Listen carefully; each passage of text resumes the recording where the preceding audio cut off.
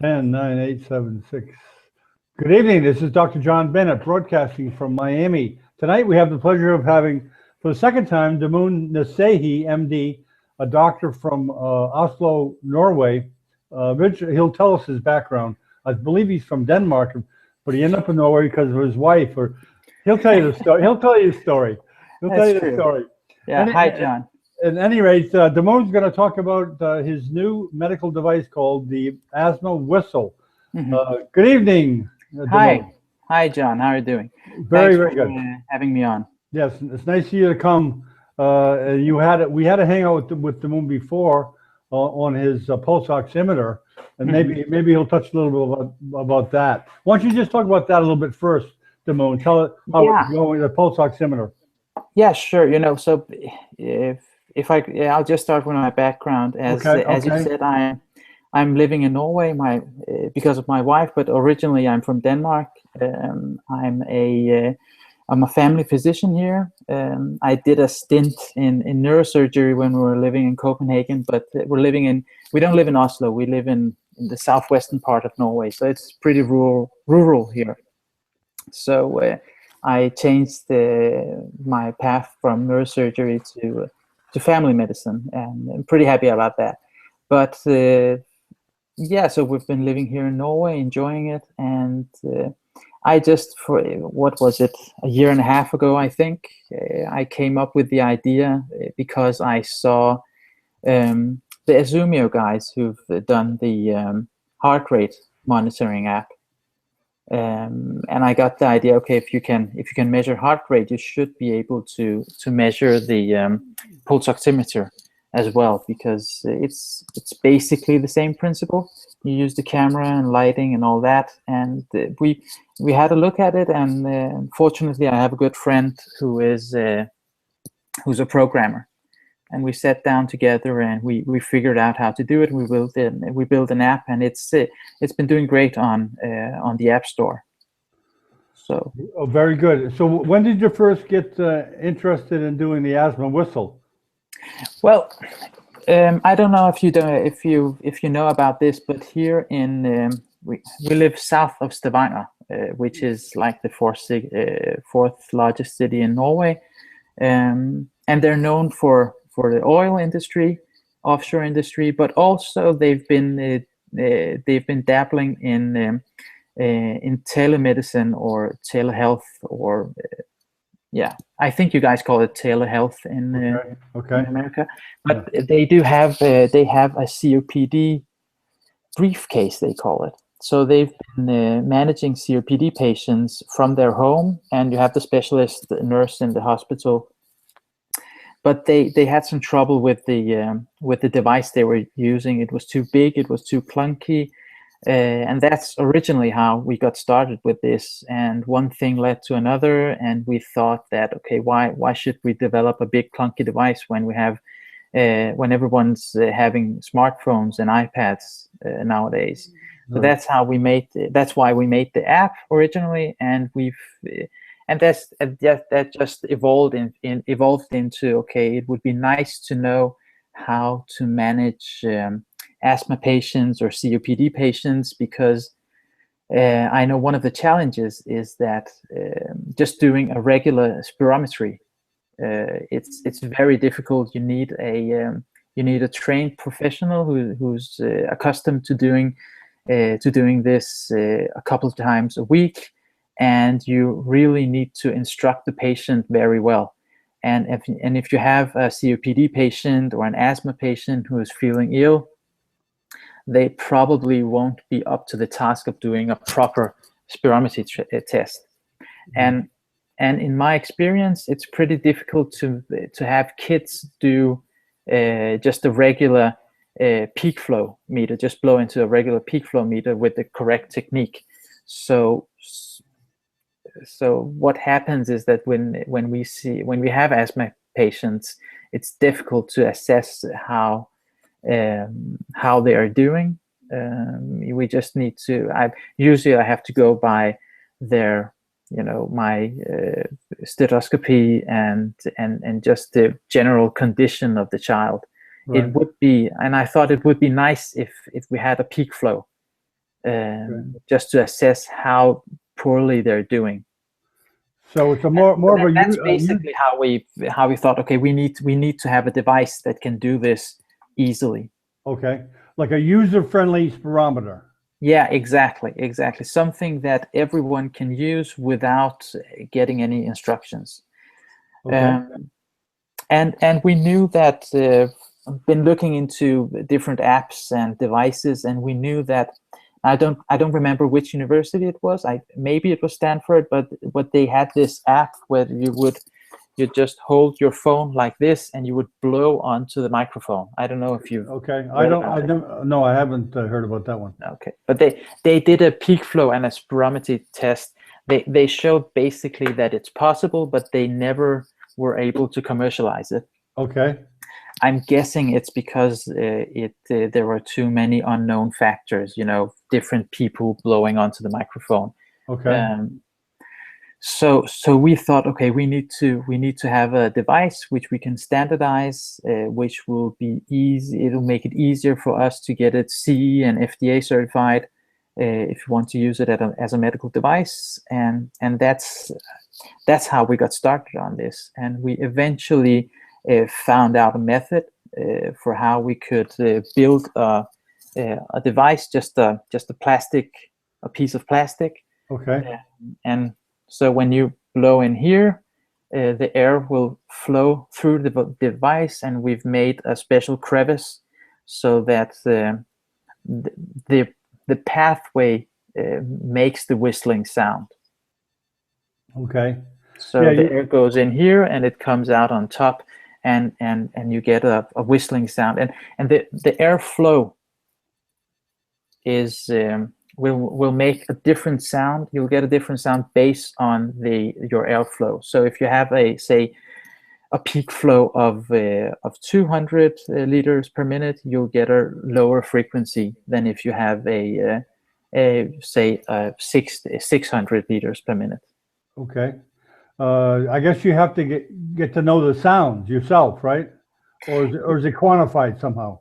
Yeah, the idea is that you can listen to it. So if I don't know how good you can hear it if I blow into it now. Yeah, I heard it before. Yeah, it's like so. This is a low frequency sound, and so this is a higher frequency. So okay. So the good thing about this is that the patient will know based on how hard they blow. Right. They'll know if they're doing it properly or not. Right. But of course you can't go by ear. You need to quantify this somehow, and that's why we've made a pretty basic app for now. We've made it for the iPhone. Eventually, I think we'll make one for Android as well. But the app will just analyze the sound and give you a reading on what your peak flow is based on the frequency of the sound. Yeah, exactly. Okay.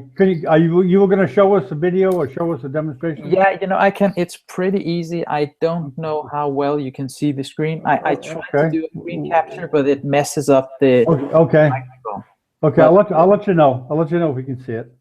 I'll just So yeah, okay. I did this before, and you can see that it gave a reading of 557. Right, that's the one you just did. Yeah. So it's basically I'll just start this. Oh, okay. So it analyzed the sound you made. Oh, okay. Wow. And now it says 603. Okay. Now I guess you have to do it in a quiet room, right? You can't do it in the middle of traffic. Yeah, but it's pretty specific. Of course, you can't do it in a hospital in an ER room with all the machines going off. Right. But I've used it here in Norway in my practice because it's quiet there. So, but you can't have children running around and yelling and stuff like that. But you just need to measure for just a split second. Okay. Mm-hmm. Okay. Now it's designed for everybody, kids and adults with COPD, not just asthma. It's apparently it's a bit difficult for COPD patients. I think that this one it's perfect for kids. Uh-huh. We've made it made it look like a fish just to make it Oh, yeah. friendlier. I'm sure to Yeah. a kid, they love it. Yeah, they loved it. They love this. They don't actually. I've tested it on some kids, and they didn't want to blow into the peak flow meter, but when I showed them the whistle, they were all over it. So it's fantastic just to see how they react. But we've also had some COPD patients try it out, and they had a bit of difficulty. I think it's because they have a much lower lung capacity. They have the patients that I tested on were they have, let's say, about 1.5 liters or something, and they don't have much force to blow with, so they actually have a hard time blowing into a whistle. So I think we would need to we'll just need to open the space up here just a little bit, and it'll be easier for them to blow into it. So it's just a minor change. Okay. How does the app work? Is it kind of individualized to the sound of for every patient's different? The numbers are different. Well, the app, it basically it records the sound, and then it calculates the frequency, and we have a chart. We know which frequency correlates to your whatever airflow. Okay. So we basically have we calculate the frequency, and then we just put it into our table, and it'll give us the peak flow. Oh, okay. So the patient doesn't have to personalize the numbers. No, they don't need to. But of course, if you want to know how you are doing, let's say if it's a 10-year-old kid, and you want to know, and you don't have any prior measurements on this child, you need to know, okay, how does this child compare to a regular population? You need to have their height, and then and we can give you a percentage of how they're doing according to the mean. Okay, and imagine a history is taken of the readings. Yeah, that's the next step, because the great thing about this is that when you get this on the phone, you'll be able to do lots of stuff. You'll record, or you'll get a history, so you can compare it to how your history's been. You can compare it to your maximum value, so you'll see if you're doing worse one day, you might be at a 50% of your max value, and you'll know, okay, I need to see a doctor now, or the parents will know that they have to contact the doctor. Right. And eventually we can put in data from the device, how active you might have been, or where you have been. Maybe every time you visit your aunt who's got a dog, your asthma gets worse. Right. So we can put geotagging in, or if we could put in weather notices, so that people will know that, okay, if a cold front is coming, or if now here it's getting we're getting into the pollen season. Mm-hmm. So lots of asthmatics are going to, or people with allergic asthma, they're going to get worse. So it would be nice for them to get a notification from the app that would tell them, okay, we know that you have an allergy to whatever type of pollen they have an allergy to, and we are going into this season now. Let's say you have an allergy to grass, and they'll get a notification a couple of weeks prior telling them that they should increase their asthma medications. Wow. To be prepared that brings in another dimension of patient education, to know the environment, to be tied into. I'm sure there are programs out there that monitor what's in the air, and you're tied into that. Well, we're not as we speak, but of course that's something that we're going to focus on heavily down the road. Right. For now, we're just concentrating on getting the device out there and into people's hands.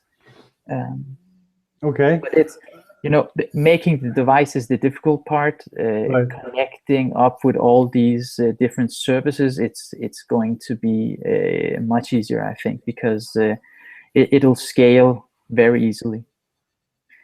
Yeah, I can imagine. Now, and of course, you can send these readings to your doctor through the iPhone, right? Yeah, because as you know, Apple has been very progressive with HealthKit, and lots of EHRs in America are being integrated with HealthKit.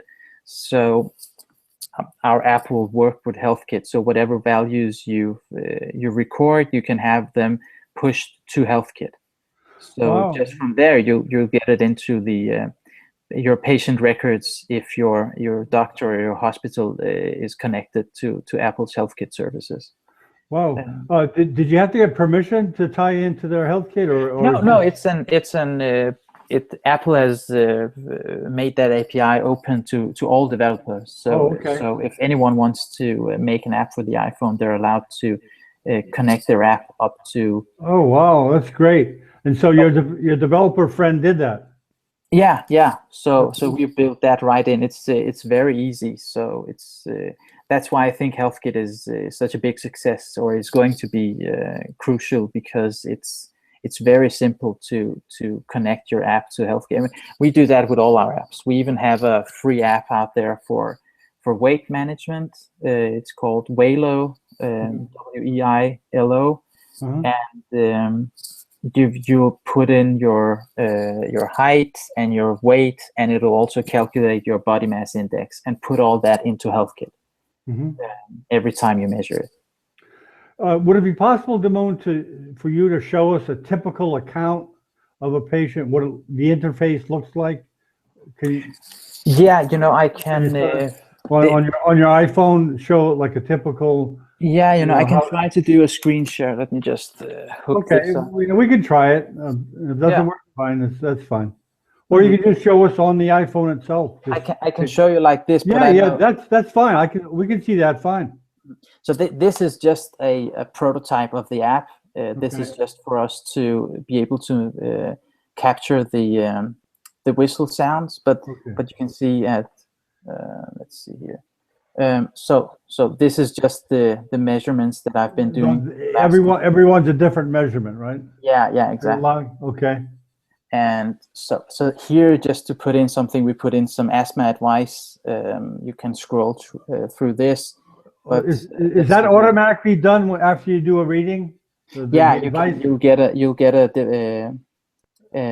some advice, but eventually we can tailor this according to whatever you measure. You could get a notice which would say, let's say, okay, you're doing fine. This is your average, right.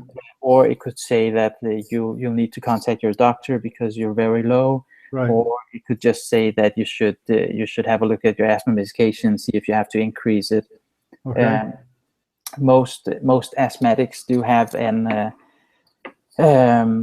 they do have a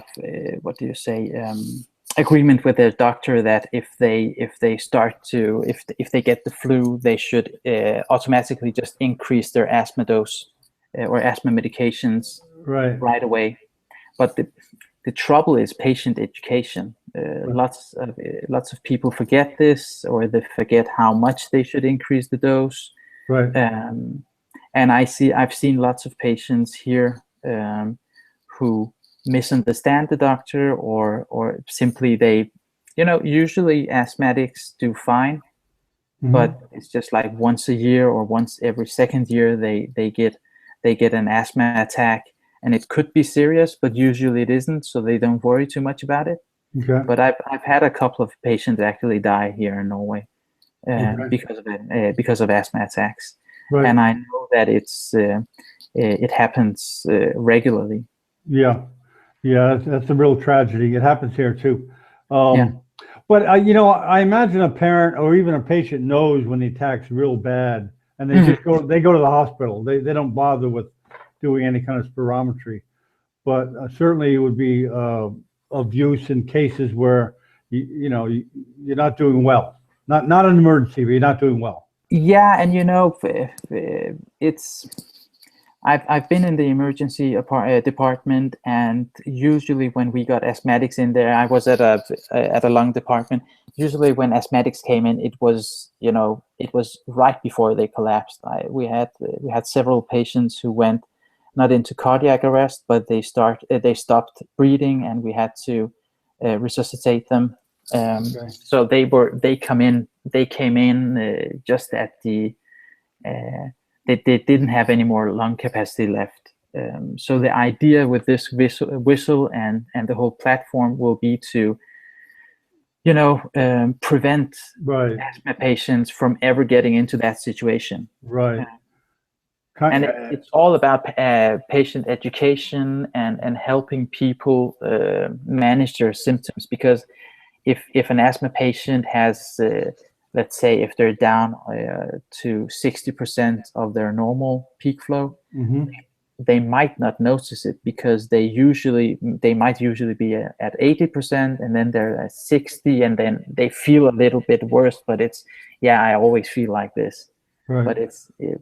But it's at some point they'll go from doing okay to collapsing, and we don't want them to reach that point. We want them to increase their medications or go to their family physician, so that they can start improving their treatment before they get to that critical state. Well, Damoun, this really doesn't have anything to do with your app. It's more has to do with adrenaline. In this country, people with severe allergies have the EpiPen kit for allergies. Do you have the same thing for asthma over there? For if a patient's very bad asthmatic, do the parents have an adrenaline kit? Well, they do, but you need to have a very severe asthma to have that. Right. But the problem is that you might have an asthma which usually you don't even need any medications. But let's say this year the flu season has been very bad here in Norway. Okay. I don't know if you've had the same bad flu season in the States. Not so far. Okay, but usually our flu vaccinations, they're like they give you a protection of 80%. This year it was just 50% because they were off. I guess the flu mutated a bit, and I've been seeing people, instead of people being ill for like 2 or 3 days or 5 days, people have been bedridden for like 5 to 14 days. Healthy people. Okay. And we've had lots of people, patients with asthma who usually don't have asthma attacks, or maybe they just had asthma as kids. Suddenly now they get asthma attacks during this flu season. Okay. So it would be interesting to have for these types of families where they usually don't have the severe asthma attacks, but it would be nice to know for them for parents just to follow up on their kids, because if you're an adult, you can say when you're out of breath, but for kids it's typically very difficult. Right. Some kids try to be a little stoic. They don't want to complain. Yeah, and I see lots of kids with asthma in my family practice. It's asthma is very common in Scandinavia. It's probably one of the places in the world where most people have asthma, relatively speaking. And usually the kids don't say, if they're like 6 years old or 8 years old, they don't say that they're out of breath. They usually say that they have a headache, or they're tired, or their stomach hurts. Right. So if you don't know what symptoms to ask for, you might miss it. Well, just from my from working with asthma in the emergency room, some asthmatics were very difficult because, especially when they were getting in trouble, they'd be so restless they wouldn't want you to touch them. Yeah. Do you know what I mean? Is that your experience too? My experience is that they become very erratic and they don't think clearly. And I don't I don't know why, but I guess it's everyone wants to be healthy and they don't want to think about themselves as being ill. So they generally wait too long before they contact the doctor. Well, in one instance, I remember graphically, I had a patient, an older patient, about a 45-year-old gentleman that was having a severe asthma attack, and he was so nervous, he wouldn't let us start an IV. And we had to sedate him with Valium. And I know that's maybe medically wrong to do that, but we had to do something. He wouldn't let us near him. And after the Valium took effect, in 5-10 minutes, he calmly let us start an IV. And we didn't give him adrenaline, we gave him aminophylline. And we were lucky in that case. And certainly that case, I could have been criticized for doing that. Well, actually, it's interesting that you bring that up, because I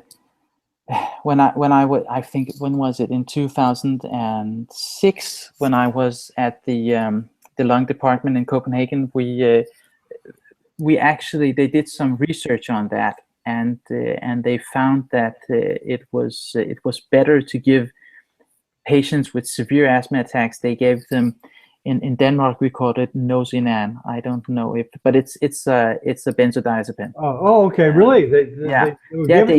Yeah, exactly. Because they got severe panic attacks. Right. And you couldn't get near them, and they would hyperventilate, and they would just deteriorate. So actually, if they were having a panic attack, we gave them benzodiazepines, and they would relax, and they would relax their breathing, which would mean that they could hold out for a bit longer, because they didn't use up all their strength. And then we could start with the regular asthma management. Oh, okay.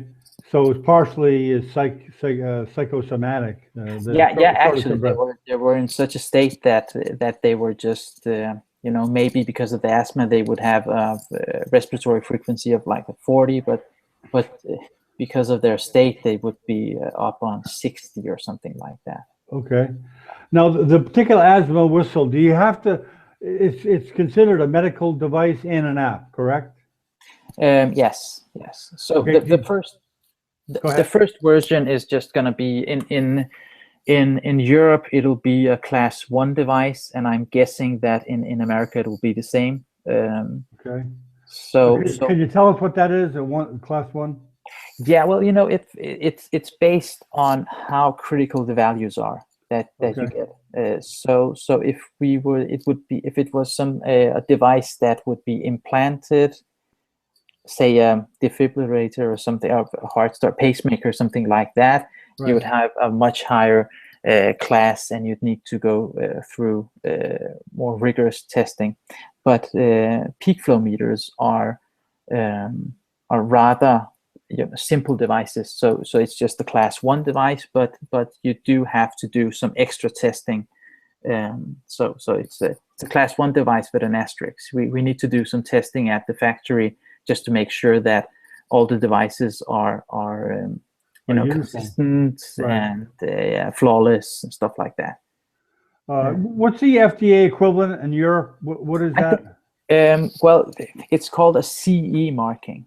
Okay, CE, that's right, CE. Yeah. So it's been through that in Europe? Well, it hasn't been through that, but when we develop it, we're going to have a partnership with a factory which has the qualifications to do this, and they'll have the quality management in place. So so we'll get the CE mark automatically.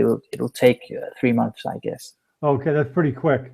Yeah, but that's because it's a simple class 1 device. That's one of the main factors why we wanted to do the whistle, because it's very simple. Right. Do you plan to come to the FDA in the United States? Yes, we do. Okay, that's just as rigorous, right?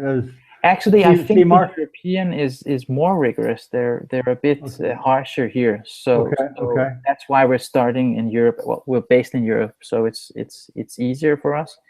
But then we'll need to use a couple of months, and I think we could get it to the States pretty quickly.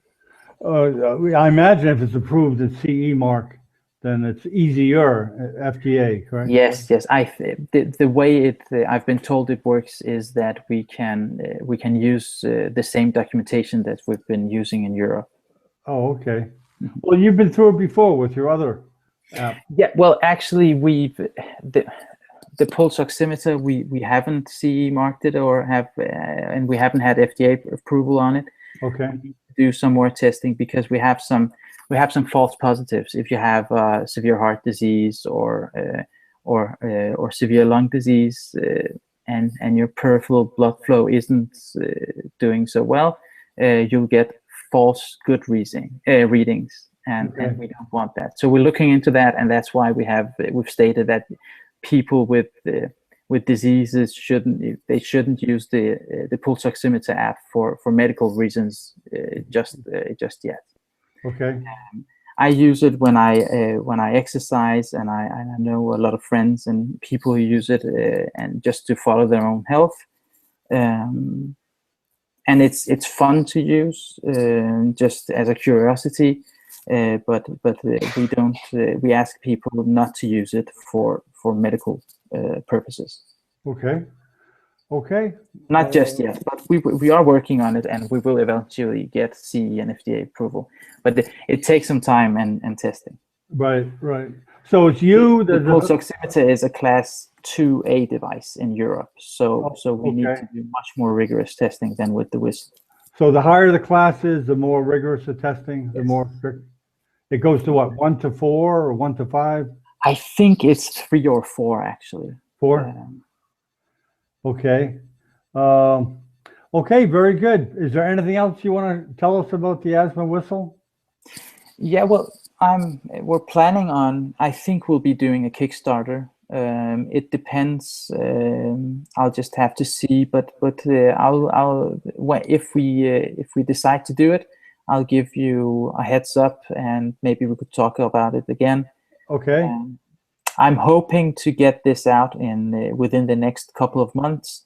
It depends a bit about our production facilities, how fast paced they can do this, and of course about the European Union, how fast we can get the CE approval. Okay. Well, I see that you have it. You've got an article about it in the Med Gadget. Yeah. They were very nice to put it up. I sent them an email just as I sent you one, and can you see it? Okay. Yeah, I can see it. They were very kind to put up a favorable article. So lots of people have been reading that, I guess, and going to our site. And if people want to know more, they should just go to asthmawhistle.com and sign up for the newsletter. I send out pictures, and I write about how we're proceeding, and I'll put new information up there first. Okay, let me just to go to that site actually. Perfect. Maybe you can tell us about it.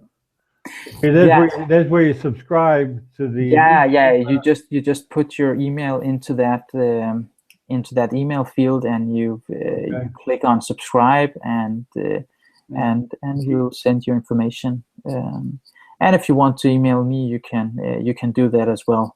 Okay. Let's see. Okay, contact you. Okay. Okay, very good.